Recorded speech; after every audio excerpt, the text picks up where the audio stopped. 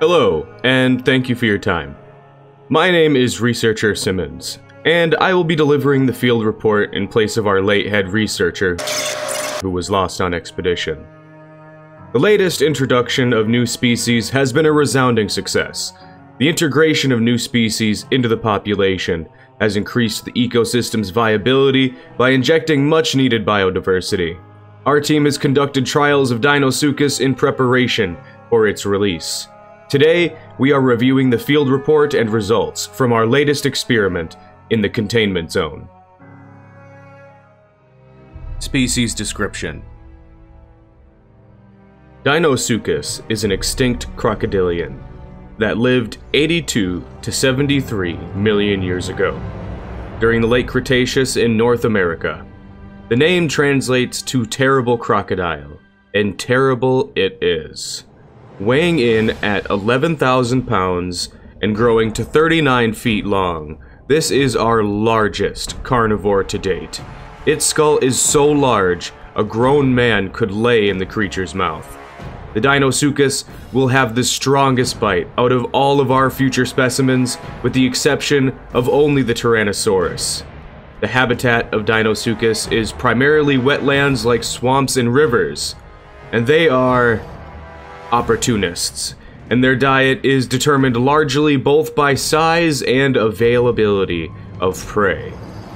Their teeth at the front are designed to stab and grip prey, while the bullet-shaped teeth at the back can crush bone. Survival rate for Deinosuchus that reach adult is estimated at just 1%. A high mortality rate is to be expected, but our tests are necessary to determine the viability of the subjects. The majority of juveniles will fall prey to Utah raptor and Carnotaurus, but once fully grown, the Deinosuchus will be the apex predator of the island. Before we begin with the field report, I want to recognize this incredible scientific achievement. Our team in genetics have labored tirelessly, sequencing and hatching this species, so we are proud to report our results from the field in the containment zone. Our experiment's final conclusions will be reviewed at the end of this field report.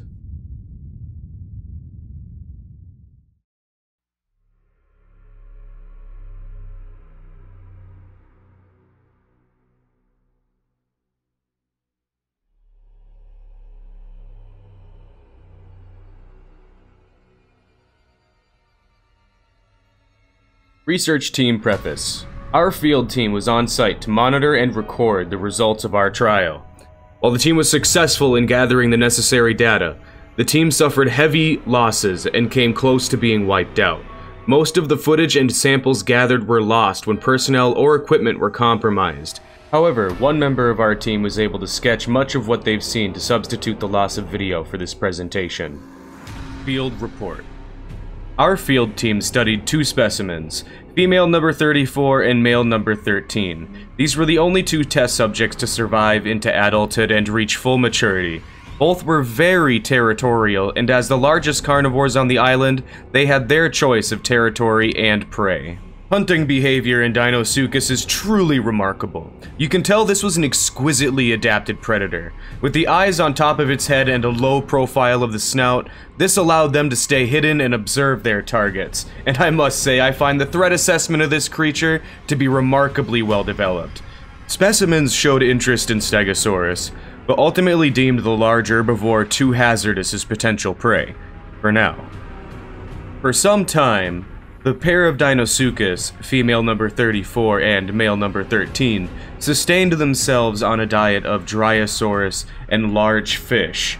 Yet both adults expressed curiosity about new potential prey, especially male number 13. The male Deinosuchus was witnessed propelling itself out of the water and several feet into the air in an attempt to catch one of our test specimens of Pteranodon. Our field team discovered the Deinosuchus has a ghastly predisposition to play with its prey once it's dragged it into the deeper parts of the swamp, repeatedly letting the victim go, only to catch it again. This was observed when one of our members of the field team was collecting a sample of swamp water for later analysis. The body was never recovered.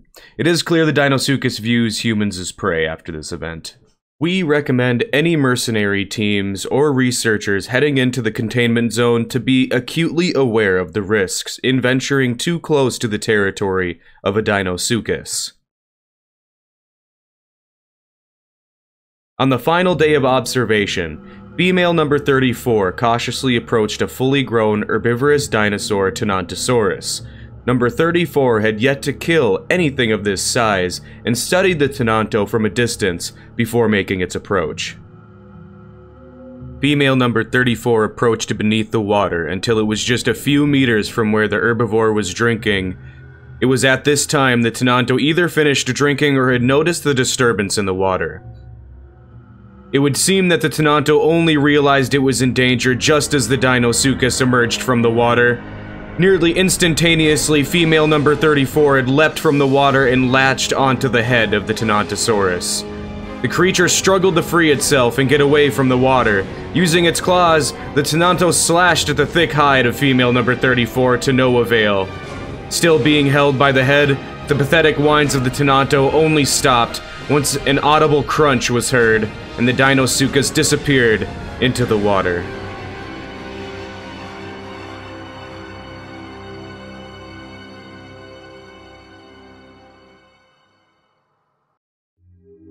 Final conclusions. The results seem to speak for themselves, and I am proud to declare the Deinosuchus is our most deadly creation yet. Some preparation work needs to be completed before we begin cultivating a population, so I would recommend to the board that this asset be fast-tracked so that we may focus our attention into developing more of our projects. We foresee the Deinosuchus's main prey species at this time as the Tenontosaurus. It is the opinion of our research team that Deinosuchus will seek out habitats of shallow bodies of water like the Bampi, Delta, and round swamps of the containment zone. It can be reasonably speculated that the population will exceed our expectations. The Deinosuchus is going to be the largest creature on the island, and we should see about implementing a countermeasure to ensure a safe and healthy ecosystem. The combat effectiveness of the Deinosuchus is not in question whatsoever.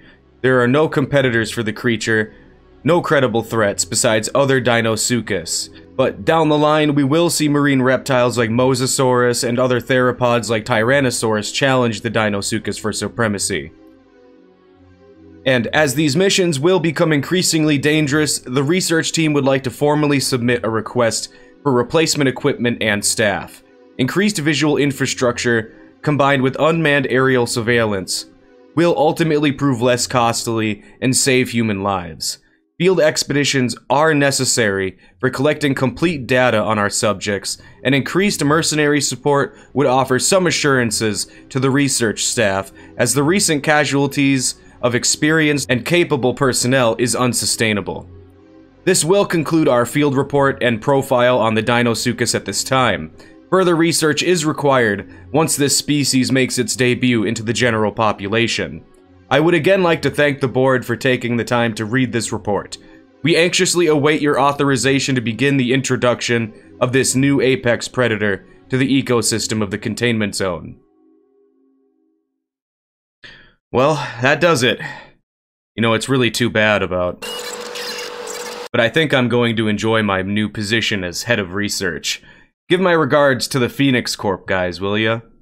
Okay. I'll talk to you guys on the next report.